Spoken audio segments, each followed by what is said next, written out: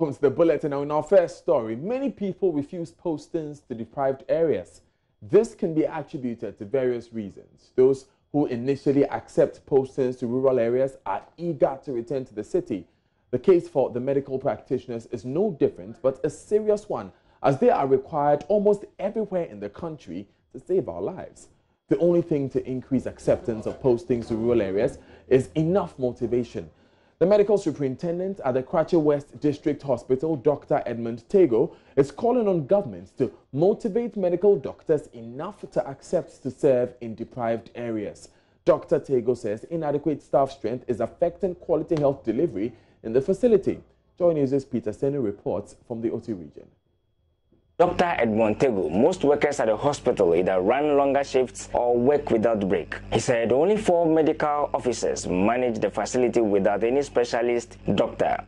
The location of the hospital is such that it is the only larger facility between Kratchi and Tamale, Kratchi and the Brong regions, and Kratchi and the Ashanti region. This situation, Dr. Tego thinks, would require more hands than they currently have. People are willing to come, but unfortunately, motivation is the major factor that we all believe drives their acceptance of posting to this part of the country. So anybody in authority with the ability to make this happen in terms of providing means of motivating staff to accept posting to the facility would be very much welcome to help us. It means we are understaffed because there are 4 medical officers in the facility, and there are so many wards and so many outpatients we see. The facility performs surgeries even though there is no specialist surgeon at the moment.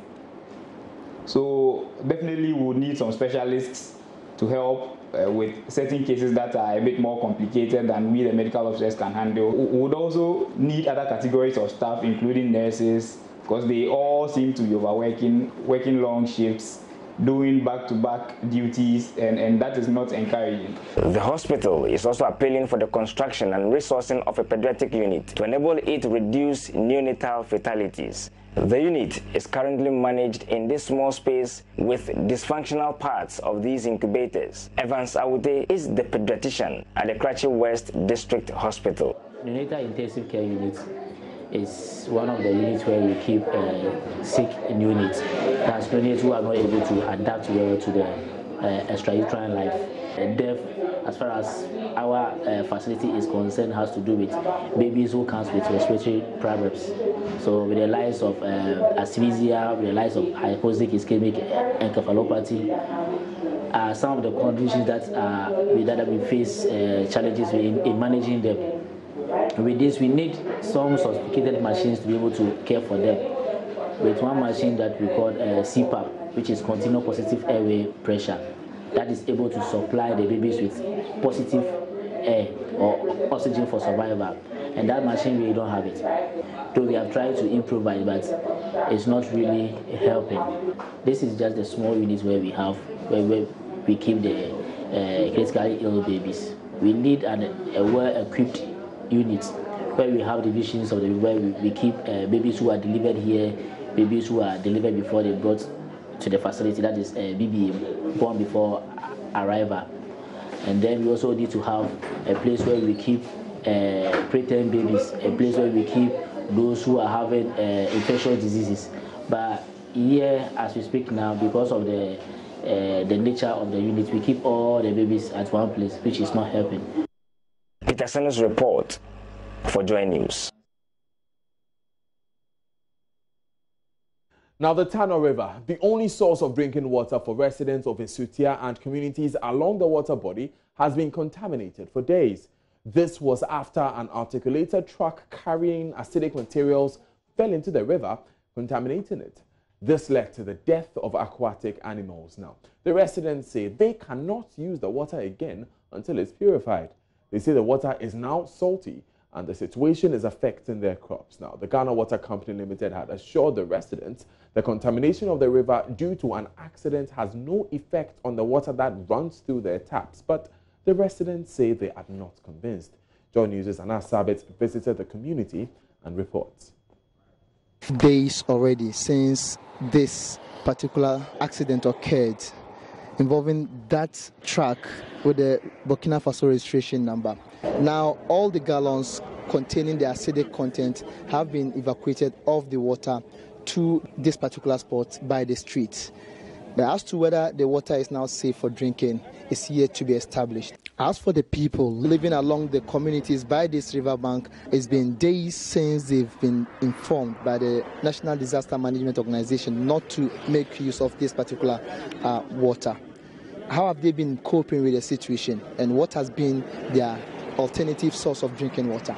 Assemblyman for the Tanoso Ahimfe electoral area, Mr. Mohammed Zakaria, tells JoyNews that the Tanana River is still unsafe for drinking. But what I saw is very, very horrible. The water is not safe for drinking. The fishes are dying. The dead fishes in the water or in the river has polluted the river or the water, which is not good for the people to drink. In fact, the scent, the dead fishes, the scent that they are providing, in fact, it's not good for drinking.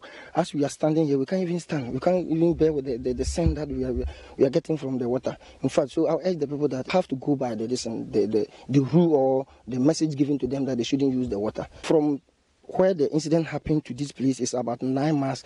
We thought when we get here, the acidity content could reduce. But when we came, in fact, it's not the way we thought of it.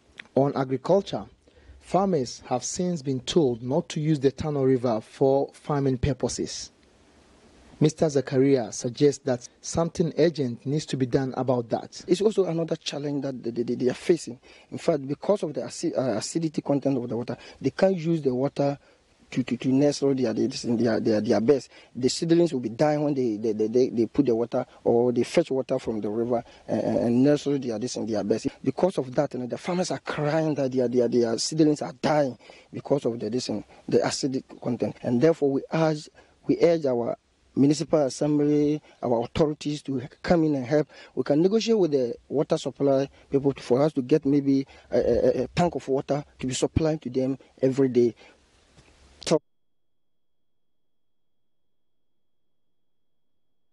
Ben Ampoma is Executive Secretary of the Water Resources Commission and joins us on phone. Mr. Ampoma, thanks for joining us. Have you investigated the claims of the people that they are tasting salt in the water? Not that I'm hearing from. I'm hearing from you now.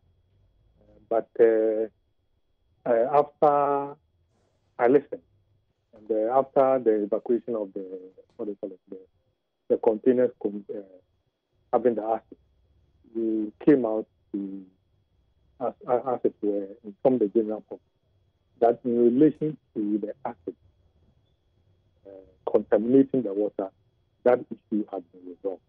And indeed, it had been resolved. How was it resolved? Because we have constantly checked the pH level, not at the site alone, but along the site, along the river course up to Abyssinia, where Ghana Water Company also takes its source. Indeed, it is not. That is not the only place. There is also water, intake point at Toronto, etc. We are pretty sure that the pH level, with respect to the acid, has been actually been removed. And indeed, apart from the water itself self-cleansing, there was adequate dosing of lime to ensure that the acid was removed. And once the source, which had to do with the containers, had been removed, we were quite sure. Even as at yesterday, we were quite sure in terms of the hourly tests that were being done with the water, that the pH.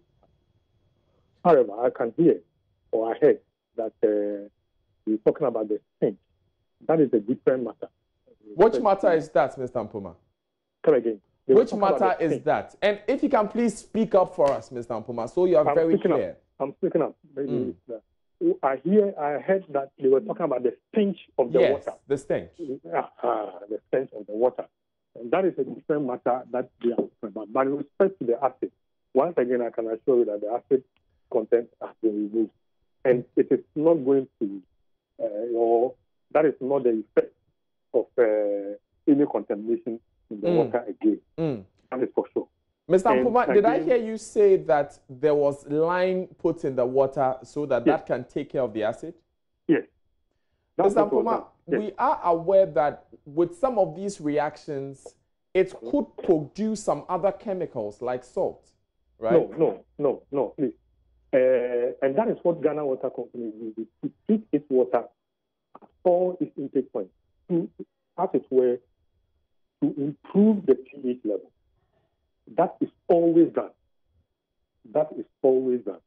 And that was done at the site in order to take out of as it were, to improve the pH level of the water. Apart from the checks for the pH level, Mr. Ampoma, have you tested the water for any other chemical that could be present? The focus of the accident was the acid, and that led to the loss of life in terms of aquatic life. Yes. So the focus was to deal. It was the accident actually that brought it up. Right. So we needed to deal specifically with that particular, issue, and that was done. But experts say, Mr. Ampoma, that when these chemicals react in a natural environment, because of the nature of the soil, it could result in other things. Did you consider that in your tests? Other things like what? I would need to be repeated on it. Well, like the production of other chemicals, for instance. Like what?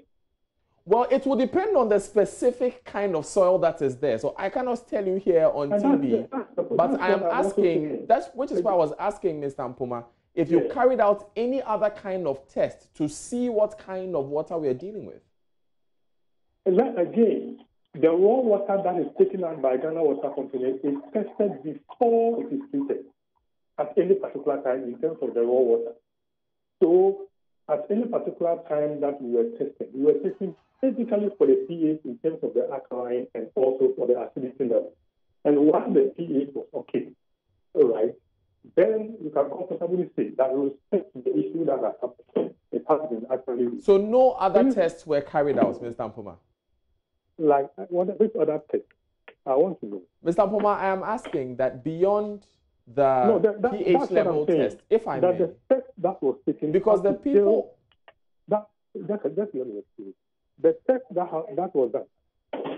The test that was done was designed to deal with the acid that was within it. Great. And to improve the pH. Great. Once that was done, then we were comfortably sure that the acid level had been removed. Great. Finally, so are you going to act on the claims that the people are making that they can taste salt in the water? Yeah, they are talking about stench. Okay, so we'll investigate that. It wasn't limited to stench, Mr. Ampoma. They also said that the water was salty. Are you going to investigate those? The water was what? Salty. It was saline. Salty? Yes. It can't be salty. Why not? It can't be salty. Why not? If it is salty, then it may be another source, or we will need to investigate that, but it cannot be salty. So are you going to investigate it? Because the water is flowing.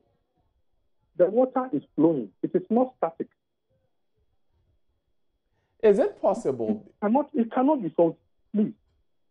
Well, but the people who are drinking the water, Mr. Ampoma, are saying the water is salty. We will investigate. Thank you very much, Mr. Ampoma, for joining us. He's Executive Secretary for the Water Resources Commission.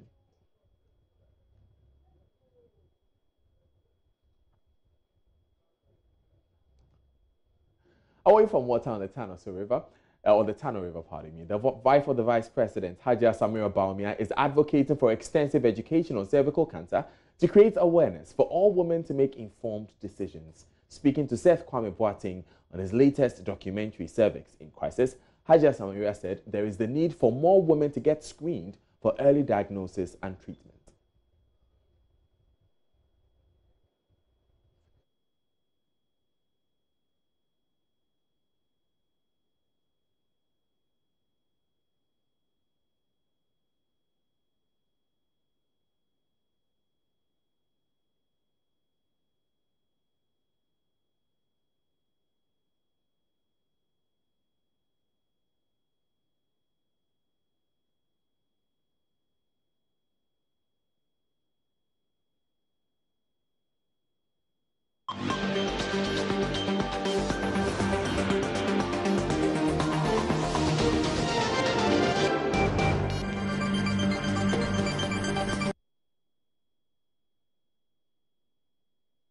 Is for that breaking transmission there. Let's now hear the wife of the Vice President, Haja Samira Baumia, who is advocating for extensive education for women to get screened for cervical cancer. So, Haja, how concerned are you about cervical cancer? Very concerned. It's the statistics are alarming.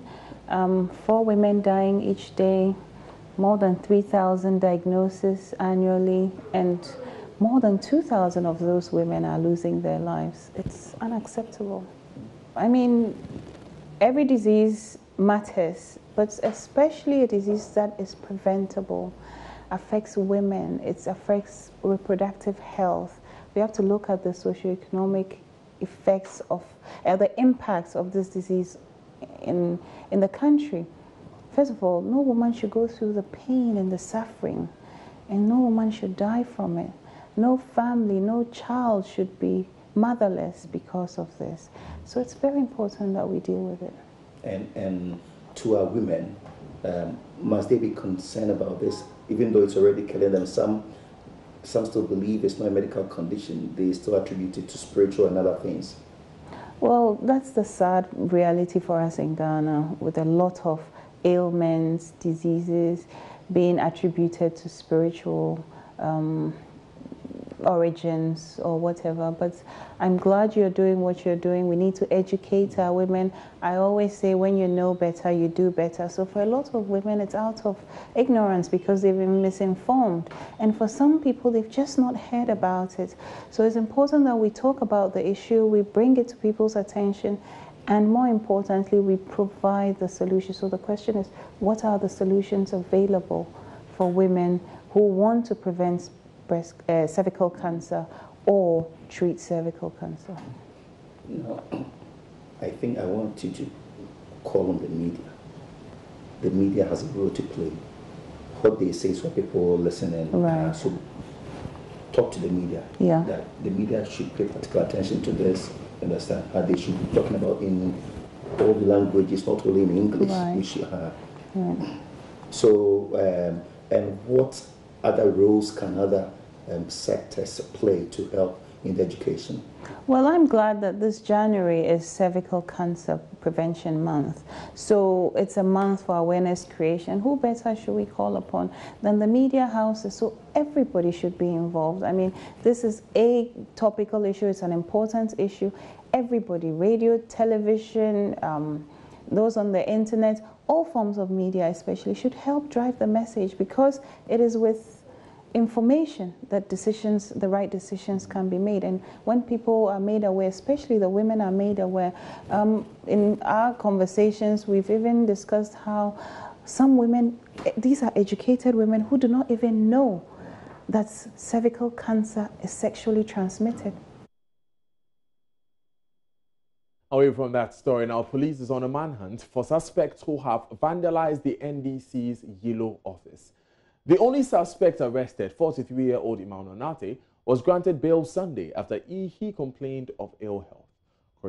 Correspondent Edwin Kofisian joins us with more. Edwin, has the police made any headway in this case? Well, as I speak with you, they've not been able to arrest any more persons. The only person they arrested was the day the incident took place. That is Emani, who is 43-year-old man. And the police says they were compelled to give him a bail, or to grant him bail, because the man complained of severe ill health. So they processed all the documents and decided to grant the man bail. But is he in the hospital now? Come again? Is Emani in the hospital now? Yes. The district commander, DSP Isaac Cotton, told me that the suspect is now currently in the hospital receiving treatment. So, tell us again about what happened at the NDC office for those who may not have followed the story. Okay, so Daniel, the NDC has been opening nominations sometime last year, inviting people to file their interest in the constituency primary. So 3 people from the area decided to, contest. That is Albert Nyakute, who is a procurement expert, and one Soda Andrew, a former DC for the area, and the other person, Michael Ologo. So when the three came up, one constituency or polling station chairman decided to file a petition against Albert Nyakute. Okay. And the national executive decided to, take up the matter. So when they investigated, they decided to come out and clear the man. So when they cleared the man, the people in the area, some of them decided that, well, they do not like the decision, and that, compelled them to vandalize the office in Yellow Krobo Saturday. So it was a group of people who marched on the office to vandalize the office? Exactly. That is according to the police report. But only one person has been picked up? Yes. Okay. What's some of the damage that they did to the office? Well, they destroyed the office's computers, other equipment, and some stationary materials in the office. The sliding door to the office was also destroyed. Has the NDC spoken? Has the party issued a statement? Well, the constituency chairman has been speaking to the issue. He says he's reported the matter to the general secretary of the party, and he's sure the top hierarchy of the party will take a decision very soon on that. Thank you very much, Edwin Kofi, for joining us with those updates. Now, away from Yellow Krobo, the Electoral Commission's decision to compile a new voters register is a done deal. That's according to the Commission's Director of Electoral Services. A coalition of civil society groups and other prominent individuals have in the past few weeks raised concern about the decision, considering time and logistics constraints. IT consultant for the Electoral Commission, Dr. Yao Oforeje, told Samson Ladi Ayenini on news analysis show Newsfile Saturday, their stance remains unchanged. When we looked at all the failure rates that were going on, the problems that we're encountering, the vendor then themselves came and said that we can upgrade the system for you and refurbish the system. Okay? So the obvious question is that, okay, despite all the problems that we are having, how much is it going to cost to do it? So they brought a bill which was looked at, and we felt that this bill, just to refurbish and replace broken down equipment, didn't make sense. So an independent consultant... How much are we talking about? The bill that they brought was about 56 million. 56 million Ghana cedis. US dollars. US dollars, okay. Yes. And that included rebuilding or sort of upgrading the data center, replacing DVR kits, DVD devices, and not just an upgrade. For some of them, it was just going to be a refurbishment of those ones that could be refurbished. All right. And then giving us new parts. So the commission looked at the figures that had been given and thought that they were too high. So an independent consultant who was incidentally involved in 2011 for the design of this current system that we had was brought in and looked at the figures and did a new system design together with a new architecture and looked at the price using market surveys and realized that the price that was being asked for a refurbishment and an upgrade was far in excess of us acquiring a new one. Mind you, with all the difficulties that we had with this current one. And what is the estimate or the amount we are talking about here, which helps you for the new one rather than going to upgrade? So I believe that the figure that was arrived at was somewhere in the region of about $36 million. $36 million. I need to confirm, yes, okay. That's about. Right. Looking at that, because mind you that the system that us was designed, if we were going to upgrade, we couldn't go anywhere else. Because the system itself was proprietary. We didn't have access to source codes, for instance, even if we wanted to change anything. And so if we had to go through the upgrade path, essentially meant that we had to stick with whoever it is that was right. And that's the essence of it. Upgrade and refurbish. A brand new system comes with its own advantages. All right. In essence, we had learned from our mistakes. Okay. So in prescribing a new system, we wanted to ensure that whatever new system was put in place was a system that would not suffer the same deficiencies that the old system had. Right. So for instance, we decided that we're going to decouple the various components of the systems that made up the BBS. You'll have to pause in a minute. Okay. So for instance, we decided that we're going to take the transmission away and give it to the telcos. That is their core business. They do it the best. Let them do it.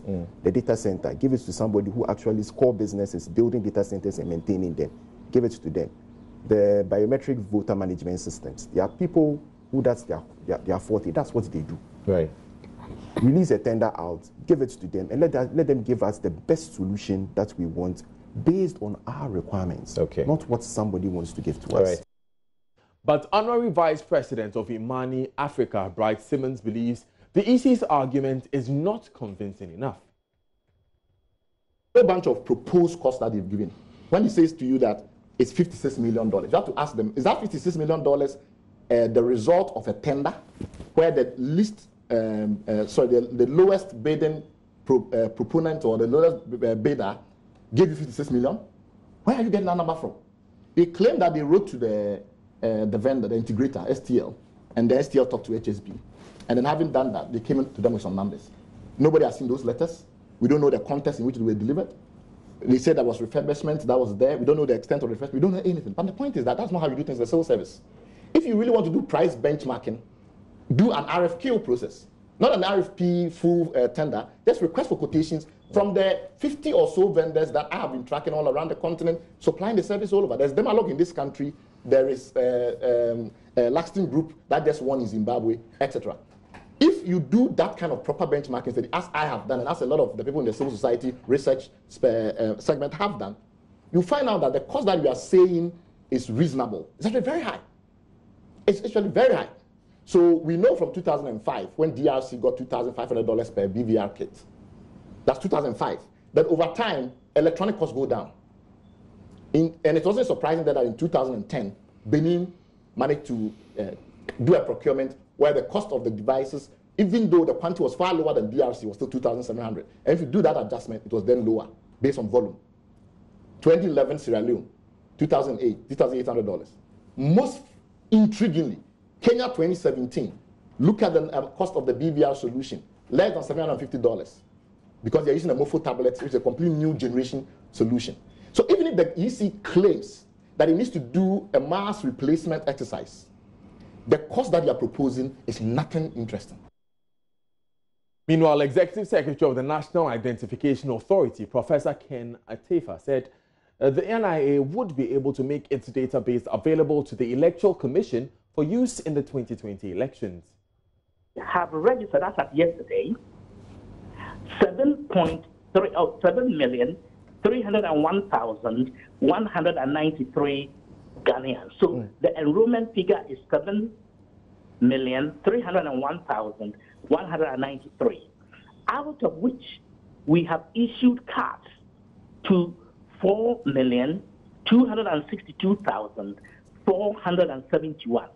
We do have a backlog of some 565,030 cards to issue, and we have about 415,000 cards that are awaiting decisions because of various challenges with sometimes discrepancies between people's pre-existing data and the kind of data that they are submitting to us. So, but the assurance, the key thing is this: the enrollment that we are doing, it captures all the biometrics that the EC requires. Now, we have been sampling your views on the matter, and here are some responses from the audience on the Joy FM Super Morning Show. Yeah, we need a new register, but I would say that if the political parties will not blame the Electoral Commission if anything happened in the election, then and they will accept the results, then the Electoral Commission should leave them so that we use the old register. And I think we need to do the usual updating, simply because if you look at our economy, it's not in very good shape, and I think we need to be considerate. I'm not happy what I'm hearing this morning from I don't know whether it's the commission, that the offices of the computer unit is in the mess. He asked for solution to certain problems. They have no clue. It's worrying. So it means we have to look at the staff as well. I support EC because if they are going to use the old one, if the amount they replace the staff is too much.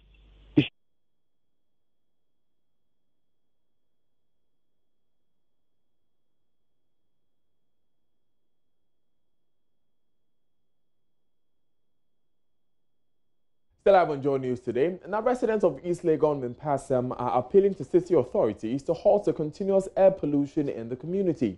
Some persons there use an unoccupied piece of land as their dump site. The community people are calling for the intervention of city authorities as they say they have no choice but to breathe the plumes of smoke from the burning of the waste, which is done directly under electricity pylons.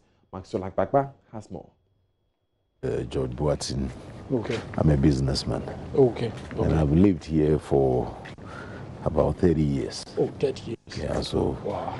I'm one of those people who have lived here for a very long time. Okay. Wow. So when I speak, I speak. I am at the Sewakoto Villa at Mempasem. When I first moved, a beautiful compound with swimming pools and a lot of greenery. Clean environment. George Boatin, a businessman, lives here.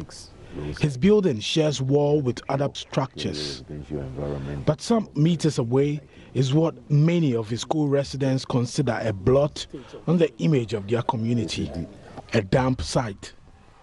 George says at a point he considered taking legal action against the people involved in the dumping and burning of the waste there. Oh yeah, I had gathered some evidence and I was going to actually take the matter up in court to sue all the people that I think are responsible for this. Okay, from whoever, from the top to the bottom. And we go to court and settle the case. I was really determined to do that because it was not a situation that I could bear it any longer. This has gone on for close to 10 years. He's calling for the intervention of city authorities. It's a totally lawless country. Everybody does what they want. And sometimes you wonder if we have really authorities or even governments. You wonder because you can't do this anyway. You cannot do this anyway. I think that it has to be halted immediately. Other residents of Mempasem share similar concerns. Sometimes, like during the day, they mostly burn it during the day. And when we are in the house, it causes us to cough a lot. Sometimes when you dry things outside too, then when you dry things and when you go and move the things will be smelling, will be smoky, like they'll be smelling. Sometimes you come out with the smell of smoke in your dress. So if you're properly attired or whichever way, and it's like some people come for training or that this strong smoke thing. Whether it's a major dump site for maybe rubbish, but we have to look at if it could be relocated or those who use a facility who are given maybe collection facilities so that they could convey it some other place for this to be disposed of. Yeah. Aside from the health implications of burning the waste, the caretakers of the dam site do so directly under electricity pylons. A man we met said he charges 1 Ghana cedi. The monies, he says, does not go to the municipal assembly, but into his pocket as reward for his effort. Shani Mutala is the environmental officer at the Yawaso West Municipal Assembly. He says, although they have stopped residents from using the place as a dam site, they continue to do so. He stated the assembly will enforce full compliance within 2 weeks. Other things going on. I learned they even burn ties, not necessarily waste. At times, these crab boys come to burn ties and other things there. And you know the tie too is very poisonous. So not only the immediate effect of people having respiratory diseases and other things, honestly, it's a very serious health challenge. No, we cannot be everywhere. And we are thanking JoyNews too very well for your the good work that you are doing, because some of these things, if other media houses too, then we are putting on our toes. So if even maybe it was an oversight or something, now that we are bringing it to our light, I'm assuring you that within the next 2 weeks, that issue should be resolved. I assure you. Coming up in business, customary maintenance of West African gas pipeline begins today. Daryl Kwao joins us with details after this.